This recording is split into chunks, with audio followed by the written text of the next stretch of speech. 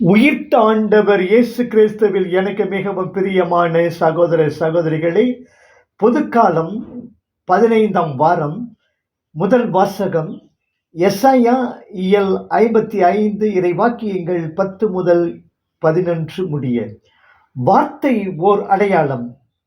உள்மனத்தின் விருப்பு வெறுப்புகள், ஏக்கம், ஏமாற்றம், அங்கு உருவாகும் இனிய கனவுகள், கசப்பான உணர்வுகள் ஆகிய அனைத்திற்கும் உரு கொடுப்பது வார்த்தை.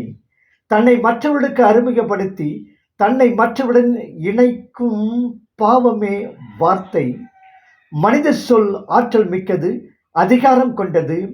ஒரு சொல்லால் நண்பனும் கிடைக்கலாம், பகைவனும் உருவாக்கலாம்.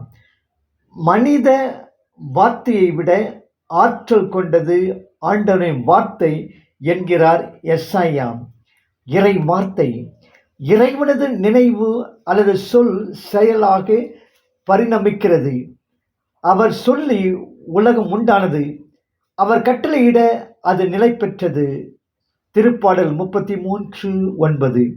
இறைவன் ஆசி அளித்தாலும் சபித்தாலும் அவை பலிக்கும். எனவே தான் இறைவன் எங்களுடன் பேச வேண்டாம், நீரே பேசும் என்று இஸ்ராயேல் மக்கள் மோசேயை கேட்டுக்கொண்டனர். புல் உலர்ந்து போம், பூ வதங்கி விழும், நம் ஆண்டவரின் வார்த்தையோ என்றென்றும் நிலைத்திருக்கும். எசாயா 40:8. கடவுளுடைய வார்த்தை உயிருள்ளது, ஆற்றல் வாய்ந்தது, இரு பக்கமும் வெட்டக்கூடிய எந்த வாளினும் கூர்மையானது, ஆன்மாவையும் ஆவியையும் பிரிக்கும் அளவுக்கு குத்தி ஊடுருவுகிறது, உள்ளத்தின் சிந்தனைகளையும் நோக்கங்களையும் சீர்தூக்கி பார்க்கிறது. எபிரேயர் 4:12. இறை வார்த்தையின் தனி ஆற்றல். இறைவன் மக்களுடன் செய்து கொண்ட உடன்படிக்கையை நினைவூட்டுகிறார். தான் தாவீதுடன் செய்து கொண்ட உடன்படிக்கையை மீண்டும் நினைவூட்டுகிறார். இஸ்ராயேல் மக்களின் கடவுள் அவர். அவர்களை காப்பதும் மீட்பதும் அவர் பொறுப்பு.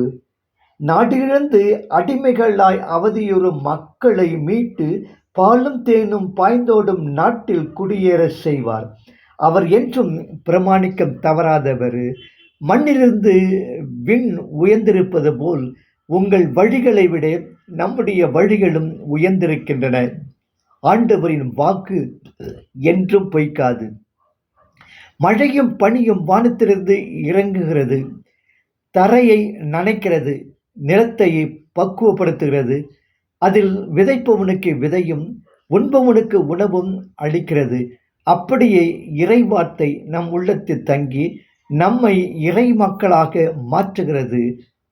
பாவ தலையிலிருந்து நம்மை விடுவிக்கும் ஆற்றல் உடையது. நற்கனியாகிய பலனை தரக்கூடியது.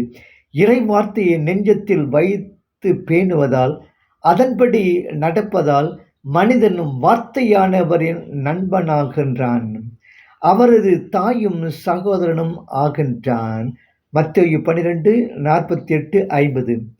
படைப்பு காலத்தில் பேசிய சொல், சீனாய் மலையில் சட்டத்தின் வாயிலாக பேசிய சொல், இறைவாக்கினர் வழியாக பல நூற்றாண்டுகள் பேசிய சொல், நாம் வாழும் இவ்விறுதி நாட்களில் நம்மிடம் தன் மகன் வழியாகவே பேசியுள்ளார் என்கிறார் பவுலடியார். எபிரேயர் 1:1. இதையே யோவான் தன் நற்செய்தியின் தொடக்கத்தில் குறிப்பிடுகின்றார். தொடக்கத்தில் வாக்கு இருந்தது, வாக்கு மனிதரானார், நம்மிடையே குடிக்கொண்டார். யோவான் 1. மனுவுரு எடுத்த இந்த வாக்கு தனக்கு இட்ட பணியை செய்து முடித்து விண்ணகம் திரும்பியது. மக்கள் பாவ தலையிலிருந்து பேயின் ஆதிக்கத்தினின்று விடுவித்து விண்ணகம் திரும்பியது. தெய்வ திருமகனான் இறைவாக்கு.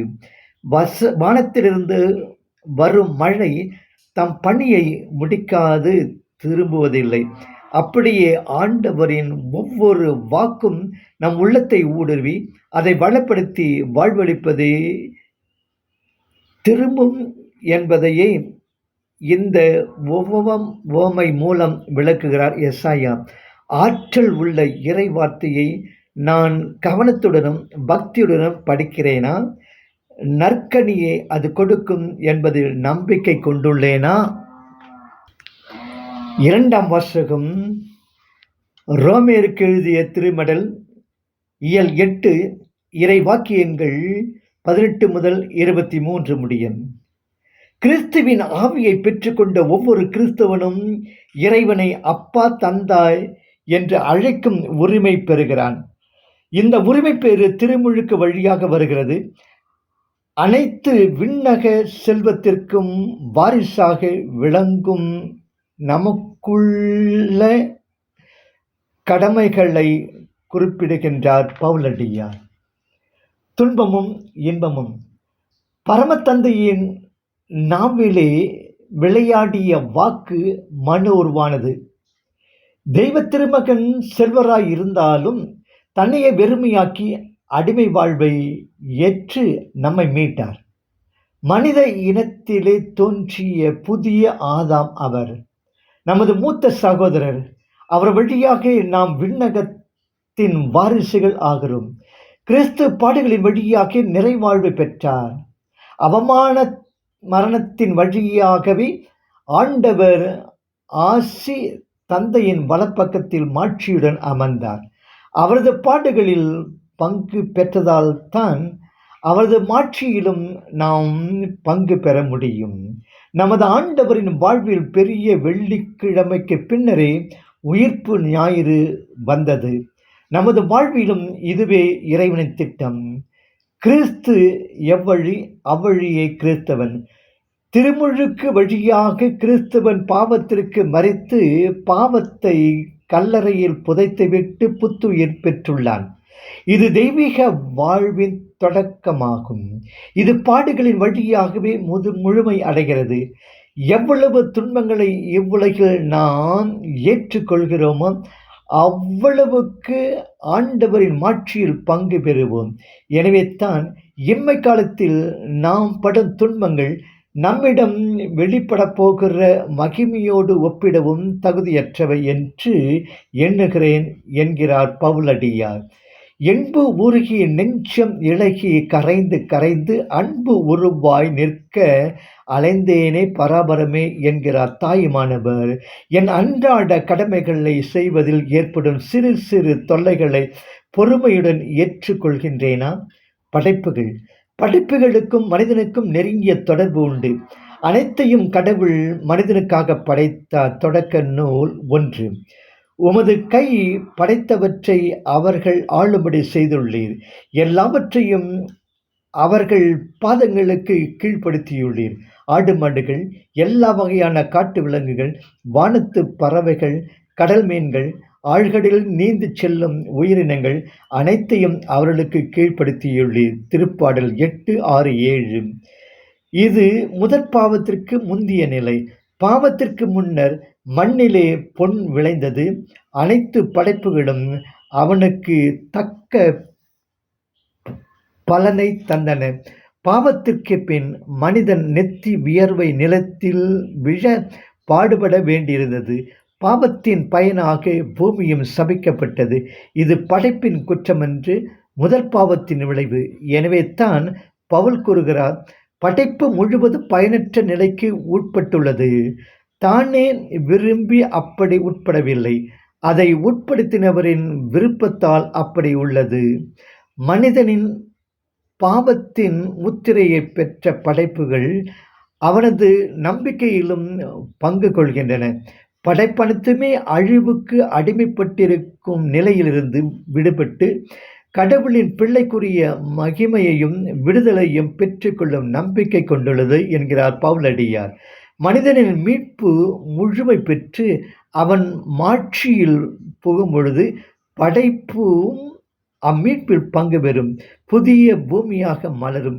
இத்தகைய உலகையே இயேசு தம் தந்தைக்கு காணிக்கையாக அளிப்பார். பாவத்தின் முத்திரை நம்மில் மட்டுமன்று படைப்புகளிலும் பதிந்துள்ளது. எனவே ஒருவனின் தனிப்பாவம் அவனை மட்டும் பாதிப்பதில்லை, சமுதாயத்தையும் சமுதாயம் வாழும் சுற்றுப்புற சூழலையும் பாதிக்கிறது என்பதை நாம் உணர வேண்டும். நான் செய்யும் பாவம் உலகையே பாதிக்கிறது என்பதை உணர்கிறேனா? 3ஆம் வாசகம் நற்செய்தி மத்தேயு இயல் 13 இறைவாக்கியங்கள் 1 முதல் 23 முடிய. மக்கள் அன்றாட வாழ்வில் பயன்படுத்தும் பொருட்கள், அவர்கள் செய்யும் தொழில் ஆகியவற்றை உவமைகளாக பயன்படுத்தி அரிய மறை உண்மைகளை போதிக்கிறார் இயேசு ஆண்டவர். இன்று விதைகள் வழியாக இறை வார்த்தையின் பலனை விளக்குகிறார் இயேசு. பயனளிக்காத விதைகள். 3 நற்செய்தியாளர்களும் குறிப்பிடும் உவமை இது. விதைகள் தன்னிலே பலன் அளிக்கக்கூடியவைத்தான். ஆனால் அவை விழுந்த இடம், அதன் சுற்றுப்புற சூழல் அவற்றை பயனற்றதாக்கி விடுகின்றன. சில பறவைகளுக்கு இரையாயின. பாறை நிலத்தில் விழுந்தவை அடிப்படை இல்லாததால் முளைத்து கருகிவிட்டன. முட்செடிகளில் விழுந்தவை அவற்றால் மூடப்பட்டன. இறைவனிடமிருந்து திருக்குமாரனாம் வாக்கு மனித உரு எடுத்து பேசிய போது இறைவார்த்தையாம் விதை மக்கள் உள்ளத்தில் விதைக்கப்பட்டது. எத்தனையோ மக்கள் ஆண்டவரின் வார்த்தையை கேட்டனர், ஆனால் அவற்றை மனத்தில் இருத்தி சிந்திக்கவில்லை. எத்தனையோ ஒலிகளை கேட்கிறோம், அவற்றில் சிலத்தான் நம் செவிகளை தாக்கி நம்மை பாதிக்கிறது. இறைவார்த்தை என்றும் ஒலித்து கொண்டுதான் இருக்கிறது, ஆனால் அது நம் கவனத்தை ஈர்ப்பதில்லை. அப்படி நம்மை ஈர்க்காதபடி செய்து விடுகின்றான் நம் பகைவனாகிய சாத்தான். இவர் போல எவரும் பேசவில்லை என்று நமது ஆண்டவரை புகழ்ந்த அதே மக்கள் பெரிய வெளி என்று இவனை சிலுவையில் அறையும் என்று ஆர்ப்பரித்தனர். காரணம், இவர் கேட்ட சொற்கள் உள்ளத்தில் தங்காதபடி பகைவனால் பறித்து கொள்ளப்பட்டன, அல்லது பாறை நிலத்தில் விழுந்தது முளைத்து வேரற்று வீழ்ந்தது போல் ஆழ்ந்த விசுவாசம் இல்லாததால் பயனற்ற பதர்களாயின. உலக மாயை கவலைகளில் மூழ்கி இறை வார்த்தையை மறுத்து வாழ்பவர்களும் உண்டு. நாள்தோறும் நாம் இறை வார்த்தைகளை கேட்கிறோம். கேட்பது மட்டும் போதாது, அதன்படி நடக்க வேண்டும். வாக்கின்படி என்ற நடத்தையை உமது வாக்கின்படி என் நடத்தையை நெறிப்படுத்தும். திருப்பாடல் 119 133. மனிதன் அப்பத்தினால் மட்டுமன்று கடவுளிடமிருந்து வரும் ஒவ்வொரு வார்த்தையினாலும் உயிர் வாழ்கிறான் என்பதை நாம் உணர வேண்டும். நான் சொல்லும் இவ்வார்த்தைகளை கேட்டு இவற்றின்படி செயல்படுகிற எவரும் பாறை மீது தன் வீட்டை கட்டிய அறிவாளிக்கு ஒப்பாவார். மத்தேயு 7:24. பயனளிக்கும் இறை வார்த்தை. நல்ல பண்பட்ட நிலத்தில் விழுந்த விதை 100 மடங்கு, 60 மடங்கு, 30 மடங்கு பலன் தரும். அப்படியே ஆண்டவரின் வார்த்தையை ஆர்வமுடன் கேட்பவர்கள் அதை உள்ளத்தில் இருத்தி தியானிப்பார்கள். அதன்படி நடப்பவர்கள் நல்ல பயனை பெறுவர். உமது வார்த்தையின்படியே ஆகட்டும் என்று பதிலளித்த அன்னைத்தான் கேட்டதை கண்டதை மனத்தில் இருத்தி தியானித்து வந்தாள். கல்வாரியில் கழுமரத்தில் தொங்கிய கடவுள் மகனின் இரு மருங்கிலும் 2 கல்வர்கள் அறையப்பட்டிருந்தன. தந்தாய், இவர்களை மன்னியும், ஏனெனில் இவர்கள் செய்வது இன்னதென்று அறியார்கள் என்று தன்னை சிலுவையில் அறைந்தவர்களுக்காக இயேசு பரிந்து பேசுவதை கேட்டனர். தெய்வத்தின் குரல் அங்கு ஒலித்தது உண்மை. எனினும் நல்ல கல்வனின் உள்ளத்தைத்தான் இவ்வாக்கு ஊடுருவியது. தன்னை கொல்பவர்களுக்கே மன்னிப்பு வேண்டும். இம்மகன் சாதாரண மனிதனாக இருக்க முடியாது, தெய்வமாகத்தான் இருக்க வேண்டும் என்று எண்ணி தன் விசுவாச கண்ணால் இயேசுவில் கடவுளின் மகனை கண்டு கொண்டார். இயேசுவே, நீர் அரசுரிமையோடு வரும்போது என்னை நினைவு கூரும் என்றான். அவன் மன்றாட்டு கேட்கப்பட்டது. 100 மடங்கு பலன் அடைந்தான். நம்முடைய இறைவாக்கு ஒரு சலனத்தை ஏற்படுத்த வேண்டும். நீங்களும் என்னை விட்டு சென்று விடுவீர்களோ என்று இயேசு தன் சீடர்களை கேட்டபோது, ஆண்டவரே, நாங்கள் யாரிடம் போவோம்?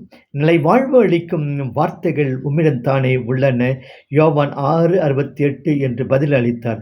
இதுவே நமது பதிலாக வேண்டும். ஆண்டவர் இயேசு நம்மை ஆசீர்வதிப்பாராக.